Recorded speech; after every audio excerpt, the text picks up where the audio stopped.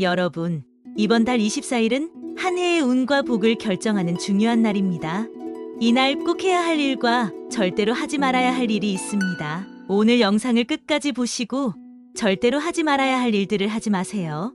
그렇게 하면 올 한 해 여러분에게 운과 복이 찾아오고 더욱더 좋은 기운이 강해지게 됩니다. 안녕하세요. 풍수선녀입니다.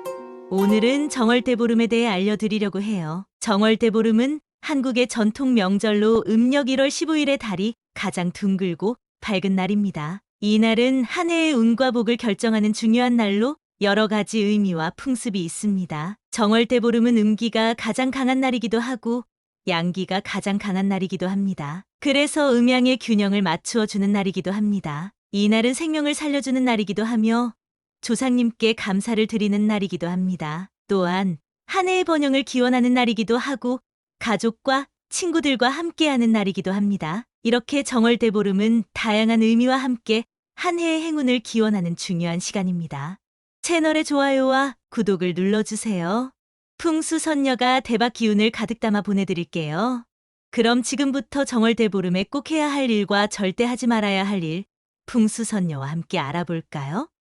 첫 번째, 이 음식 중 한 가지는 꼭 챙겨 드세요. 정월대보름에 꼭 해야 할 일 중 하나는 오곡밥과 불엄, 귀발기술을 먹는 것입니다. 특히 오곡밥과 같은 따뜻하고 새로운 밥을 먹는 것이 중요합니다. 오곡밥은 5가지 국식을 넣어 지은 밥으로 찹쌀, 팥, 콩, 조, 수수 등이 들어갑니다. 이는 한 해의 식복을 높여주고 밥은 우리 민족의 식복을 상징합니다. 또는 약밥은 다양한 약재와 함께 끓여서 만드는 밥으로 건강에도 좋습니다. 옛 조상들은 3집 이상의 다른 집 밥을 먹어야 운이 좋다고 여겨 오곡밥을 이웃 간에 나눠 먹었습니다. 겨우내 말려둔 묵은 나물을 삶아 먹기도 했습니다. 불엄 깨기는 정월대보름 아침에 한 해 동안의 각종 부스럼을 예방하며 한 해 동안 무사태평하기를 바라는 조상들의 풍습으로 생밤과 호두, 잣, 은행 등 견과류를 어금니로 깨물어 먹습니다. 불엄 깨기는 본인 나이 수대로 한다고 하지만 2~3번 깨무는 정도로 그치는 경우가 많은데요. 첫 번째로 깨문 것은 마당이나 지붕에 던지고 두 번째 것부터는 버리지 않고 껍질을 깐 뒤 맛있게 먹으면 된답니다. 귀발기술은 대보름 아침에는 데우지 않은 청주 한 잔을 마십니다. 눈과 귀가 밝아지고 한 해 동안 즐거운 소식을 듣는다는 의미입니다. 요즘은 직접 만들지 않아도 바쁘신 분들은 대형 마트나 인터넷, 반찬 가게 등에서도 쉽게 구할 수 있으니 다양한 방법을 통해 꼭 챙겨 드세요. 특히 올해는 양기가 강하기 때문에 음양의 균형을 맞춰주는 정월대보름이 정말 중요합니다. 두 번째, 달맞이 소원을 빌어보세요. 올해 달이 뜨는 시간은 지역마다 차이가 있지만 대략 오후 6시에 뜨고 밤 12시에 가장 높이 떠오릅니다. 지역별 정확한 정월대보름날 달 뜨는 시간은 한국천문연구원 홈페이지를 참고하시면 됩니다.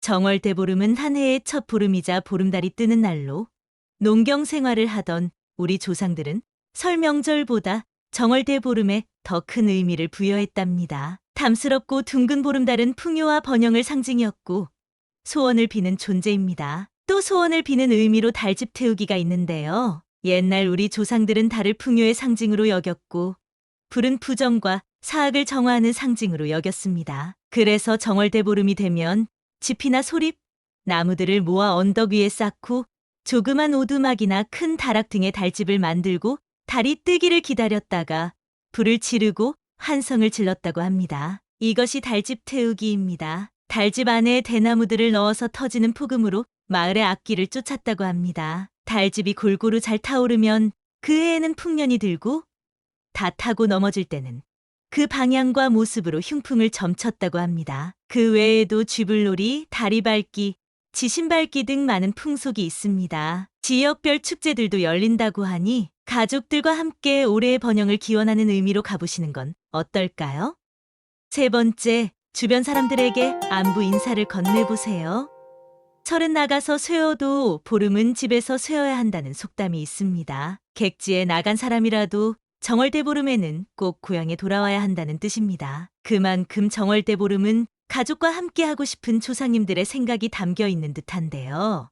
특히 우리의 뿌리이자 조상이신 부모님께 문안 인사를 잊지 마세요. 한 해의 시작을 의미하는 것으로 가족들이나 친구, 지인들과 함께 웃으면서 안부를 전하면 서로 간의 관계가 더욱더 좋아진다고 합니다. 직접 만나지 못한다면 간단하게 전화나 메시지를 통해 여러분들의 마음을 전해보세요.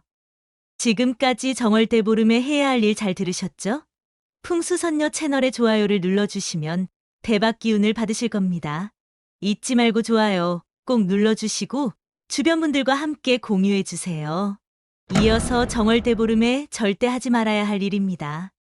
첫 번째, 음식을 이렇게 먹지 마세요.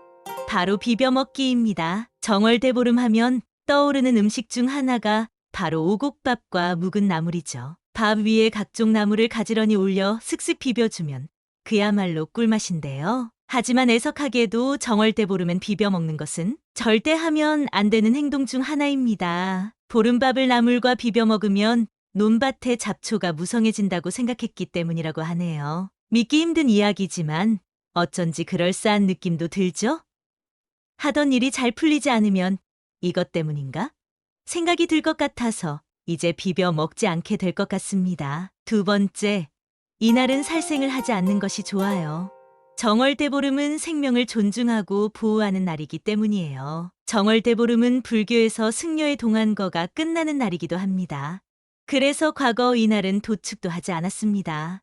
또한 사냥도 하지 않았으며 왕궁에서 이날은 최소한의 음식들만 먹었다고 합니다. 물론 현대에서는 이런 것을 따를 필요는 없지만 그래도 불필요한 살생은 하지 마세요.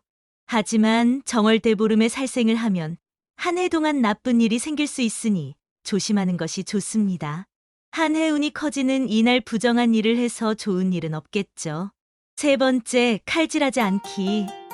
정월대보름이 되면 우리 조상들은 칼질 또한 하지 않았다고 합니다.